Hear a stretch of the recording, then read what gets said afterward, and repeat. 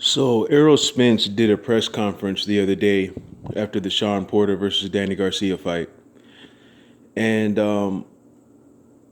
I love Errol Spence. Okay, I have a hard time choosing between him and Terrence Crawford as far as which one of them are my favorite fighter right now. It's between the both of them. Love them both to death. Wish them both the best, and I can't wait to see these guys fight. You know, and I like the fact that Errol Spence is being a little bit more vocal now. I think that is something that he was lacking before. I think that if he wants to go to the next level of stardom, he has to talk a little bit. You know, historically, that's how it's been for black fighters. You have to be very vocal. You kind of have to play like a villain role, and it seems like that's kind of what he's doing. It seems like he's going in that direction. He's not going over the top with it. I think he's doing it just right. Okay, but there were some things that he did say in that press conference that I don't agree with. Okay, when he was talking about Terrence Crawford. Okay, because what I got the impression of when he was talking about Terrence is that he was above Terrence Crawford as far as like the accomplishments and opponents and things like that. And I don't agree with that. Okay. He said, you know, who has Terrence Crawford beat? Okay, well, Terrence Crawford became the undisputed champion by beating Ndongo. And Spence kind of tried to downplay that and say, well, Ndongo really wasn't nothing, right? But then, you know, in the same interview, he brought up Chris Algieri. Okay, in my opinion, that was a bad look, man. Now, if you want to say, you know, Kell Brook, I think Kell Brook was a good victory for Errol Spence, and I think that that's the best victory that he has on his resume up to date. All right, but I just don't like how he tried to act like, well, Terrence Crawford really ain't fought nobody. That's not true. Okay, they're both around the same. Okay, neither one of them have really fought a level elite fighter where we didn't think that they were going to win the fight. Neither one of those guys have done that yet. Matter of fact, the first time we may see that is when they fight each other. All right, so they're both kind of on the same level.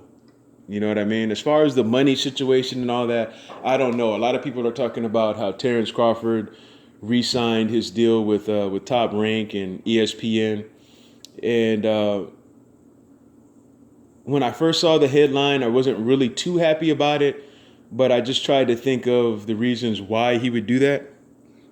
Maybe he sees this as an opportunity to become a star like Manny Pacquiao was able to become over there on Top Rank. Even though Manny Pacquiao is going through his situation right now, I think that Terrence Crawford is smart, and I don't think that he's going to let himself get played like Manny Pacquiao. Even though Pacquiao did become a worldwide star, a recognizable face to even casual fans, he wasn't taken care of the right way. As we can see now, he's suing Bob Arum and Top Rank for some money that he didn't get, which is something that we talked about years ago. I got my videos up too. I saw Blood Boxing's video. I saw 78's video on that. And I was also included way back in the days, okay, talking about Manny Pacquiao and how he needed to get away from Top Rank and Bob Arum. I too have those videos. They're still up on my channel, you know? So I think that Terrence Crawford, though, I think that he's going to be smarter in this situation. One thing about Top Rank, you know, even though Bob Arum is a snake, he is able to build icons. He has been able to do that successfully. Okay, whether he's taking care of their pockets or not is a different topic. Okay, hopefully Terrence is smart enough to know what he's doing, and maybe one day eventually he'll get away from that situation. But right now, he's in a situation where he is the biggest star over there because Pacquiao is on his way out. Okay, now my fear is that he's going to be kept away from certain fights that we want to see. I think that's everybody's fear of him staying over there with Top Rank. But as it's been pointed out before by Blood Boxing, Top Rank has already done deals with Al Heyman and PBC fighters. So maybe it's not something that we have to worry about as much. There's no excuse why that fight can't happen next year. There's no excuse at all. Now, both guys are kind of saying that the fight will happen at the end of next year, and hopefully that's the truth, man, because I don't want to see this shit dragged out forever and ever and ever, and then we see the fight when it's too late. That's the one thing that I don't want to see. Okay? But back to Errol Spence, like I say, I like that he's being more vocal, but some of the shit that he said up there was bullshit. Okay? Love him to death, but when I was watching that, I was kind of like, I don't know. You're trying to make it sound like you've done so much more than Terrence Crawford, and it's just not the truth, man. It's just not the truth. As a matter of fact, if I had to give somebody the edge in accomplishments, I would have to give it to Terrence Crawford because he became undisputed in his division. Then he moved up his very first fight, and then he beat Jeff Horn, okay? You can say what you want to about Jeff Horn. He beat Manny Pacquiao, okay? You guys know how I feel about that. Whether you like the way that he beat Pacquiao or not, he beat Pacquiao. And Errol Spence sat up there on that stage and said that Terrence Crawford ain't beat nobody. And he also said, who did Jeff Horn beat? Jeff Horn beat Manny Pacquiao, the biggest star that they had over there on Top Rank at that time. Even though he's past his prime and all of that, Jeff Horn did beat him. So he did earn that fight with the name like Terrence Crawford. I didn't see anything wrong with that fight. So that's the only problem that I had with his interview that he did up there at the press conference. But I want him to continue to be more vocal. I enjoyed that he got in the ring after the fight, called out Shawn Porter. Shawn Porter has no fucking excuse, okay? He sat up there, he said he wasn't worried about it. It's the easiest fight to make, so we don't want to hear any bullshit next year, okay? This is the fight that needs to be made. Okay, we all watched that fight with the understanding that whoever won out of Shawn Porter and Danny Garcia, that they were going to get Errol Spence. That Errol Spence was going to get that shot to get a fight against them, okay? Which really, I feel like they should have been fighting for the shot at Errol Spence. Because Errol Spence has kind of been waiting around for a while to get one of these guys in the ring. So hopefully we see that happen. I really did enjoy the fight. It was a good fight.